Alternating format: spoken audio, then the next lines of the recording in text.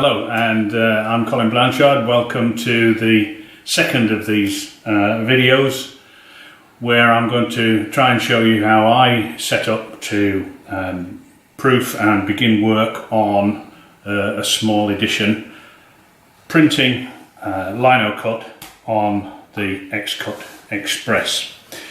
If you've seen the first one, you'll see that we got as far as creating a jig or a form for our block and or blocks. So there may be a second, well, there will be a second one, there may be a third. Not quite sure, as I say, quite where I'm going with it.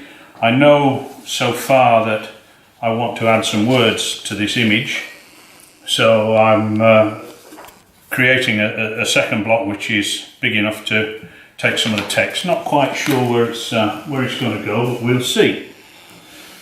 Just a word on these forms. I like to work on lino blocks which are rigid and glued to a board. If you are happy to work on ordinary artist lino, this is ordinary artist grey lino, without it being stuck to a board, it's fine. You can still use this form, this jig system. Simply use mount board or a card which is, as I said in the first one, which is just slightly less in thickness than the lino itself. So this is using the small board which comes with the XCut, mount board and grey lino, and if I was to take that together we'd have a jig just as effective to carry the paper neatly without a big bump through the pressure of the rollers, and we also could have room to attach the Turns-Burton pins and tabs, which I talked about in the first one as well. So we're finally going to get some ink on some paper now. You'll also see that I've made a couple of additions to the form. One is I've put some of this brown vinyl tape rather than the packaging tape. This is brown vinyl tape, so if I do get any extraneous little bits of ink on around the outside, it makes it a lot easier to wipe clean. And I also, as is always my practice, made a little mask so that any ink that does get on the side of the block where I don't want it, it'll just be kept clean when the paper sits on top of the inked block. As I said, we've got our set of 3 Turns-Burton pins. I have some scrap paper, and I've got the pile of addition paper, which will be 20 plus sheets there, already tabbed, so that each piece of paper will go exactly into position onto the Turns-Burton pins. But first, before we go any further with that, what we have to do is to set the pressure of the press. So I'm going to make up the sandwich, as it's called. We have the form, we have the lino, we have the paper, and as I said in the other one, this does need to be the same thickness paper. So these are scraps of the 300 gram Somerset that I'm going to use. We have the paper on top, and we have the final part of the sandwich, which is the blanket. So that is the thickness which I first of all put under the press so that it ran freely. I then wound the dial down until it gripped, took the bed out and gave it another little twist down. So I think we're there or thereabouts now, and with that particular sandwich I'm looking at 9.5 on the dial. So what I'm going to do now is just run the sandwich through. As it starts to bite, I'll feel the pressure as much as anything. You learn from experience. Feels a little bit light, I would say, on that moment. Felt it go through. No ink on at the moment. because what I want to look for, and I don't know if the camera can pick this up, I want to look for the embossing, the dry embossing on there, and I don't want the thing punching all the way through so it's like full dry emboss. That would damage the block, would over ink the print, we'd get a smudgy print. Obviously I don't want it too light either. So I'm looking for something that's not too bad actually, as it happens. So I think we can probably go ahead with an inked test now. That looks about right in terms of pressure. Felt a little bit light, but better to go through with the first few prints on too light a pressure than on too heavy pressure. What you certainly shouldn't be feeling is having to really grind the handle around, especially on a small block like this. It should not be putting that much strain on these simple machines. The block will probably require a little bit of extra work, so what I'm going to do now is take the first proof, the most exciting bit. I always love this bit when I first roll ink onto the block, and then we'll see if the block will need a little bit of extra work. It probably will, but it's always best with Linocut to take a proof and then cut a little bit more of the block away rather than, because you can't put it back once it's been cut. Ink wise, I don't know if you can get over here to have a look at this, but I'm using my standard ink, which is Cranfield's Caligo Safe Wash, straight black out of the tube for proofing, and there's another reason for that, which I'll come to later on. Nice, decent quality rollers. I like a fairly soft roller. It's up to you. You know, this isn't a video to talk about how to ink up lino prints. It's far too big a subject, but you will learn what suits you best of all. So, as I said, the good bit, I'm going to actually now ink up the block for the first time, and it's only then that we see what we've got. And this is going to be a key block, if you like, for this particular print, and it's going to have other colours behind it, it's going to have text around it, so it has a particular purpose, it has a particular job to do, and it'll probably want some tweaks and some cleaning up. I mean, I can see bits already that'll probably need cleaning up. Inked up, the mask comes over, we think we've got the pressure somewhere about right. I'm not going to bother with a register sheet on this first one. I'm just going to pop a piece of paper down. It shouldn't shift.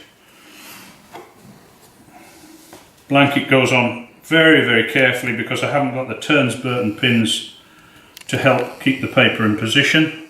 So I put the blanket down very carefully onto the bed of the press. Just start winding, and I'm pushing with my left hand. I can feel it now actually gripping on the lino. Then it stopped, so it's gone past it. I can just push it through. Again, carefully lifting the blanket, lifting the paper, and there's our first proof. And I'm actually really very pleased with that.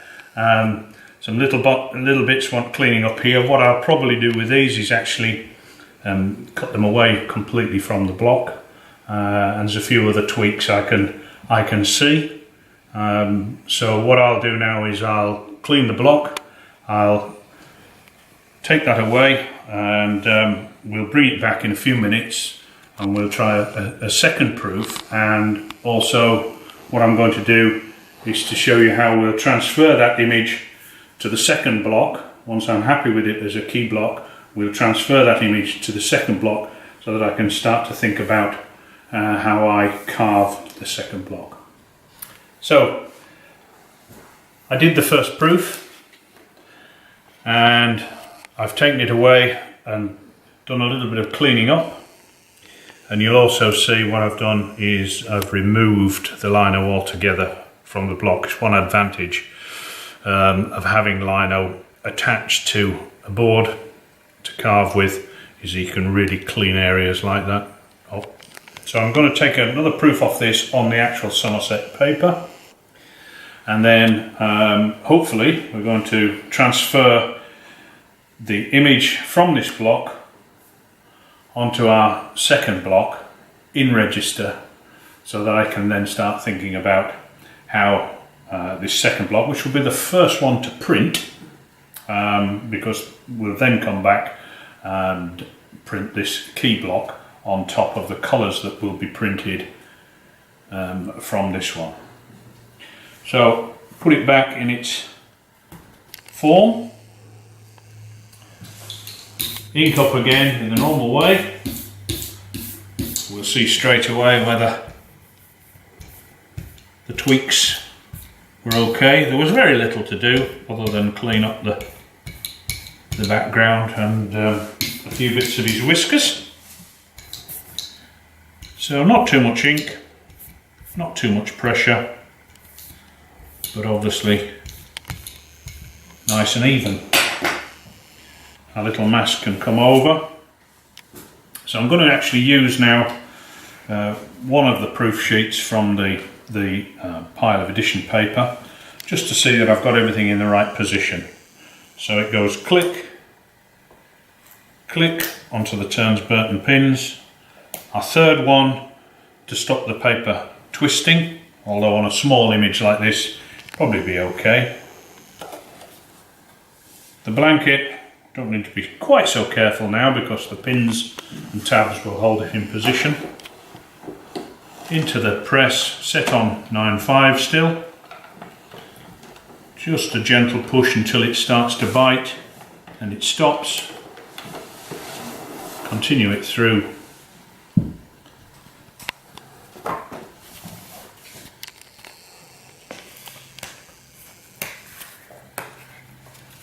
And there's my final nice clean proof of the key block. So I'll keep that one because that's my key image in terms of composition. Won't be printed in black at the end, but I've used full strength Calico Safe Wash Black for two purposes. One, to give me a good view of what I'm carving. Secondly, so that I can get a good opaque transfer of ink from this block onto the second one. So I'm going to put a little bit more ink on the slab this time, a little bit more perhaps than I would normally print with.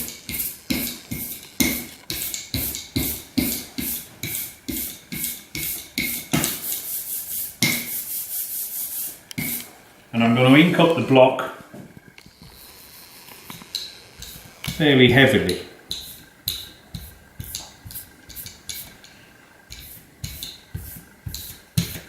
Give it a second coat. So if I was putting this amount of ink every time onto the block in the edition, I'd probably end up over inking. But I want quite a lot of ink on the block, not so much that it's actually going to give me a smudgy print, but quite a generous amount of ink on the block there. I'm going to print now onto some, it's 300 gram-ish sort of paper, but it's slightly less absorbent. It will just help me with the transfer. I'm going to print it in the same way.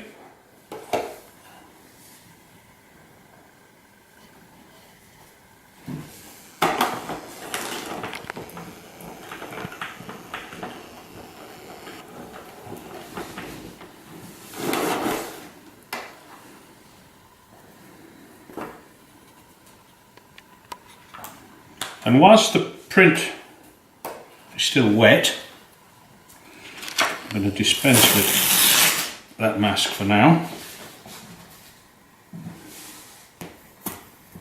Take that block out,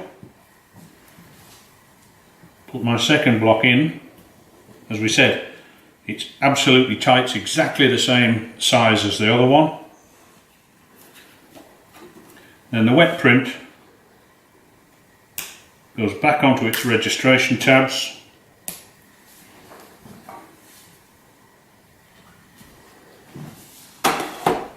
and back through the press again.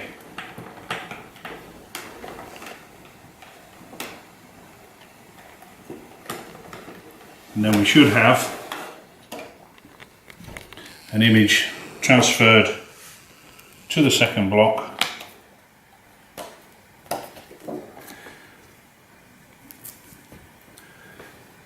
So that I can actually see when that's dry, I can actually see where to put the text and the background colours.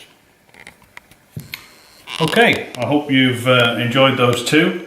I'm going to go away now for a few days and start to think about where this print might go, and I hope you'll enjoy watching the rest of the process.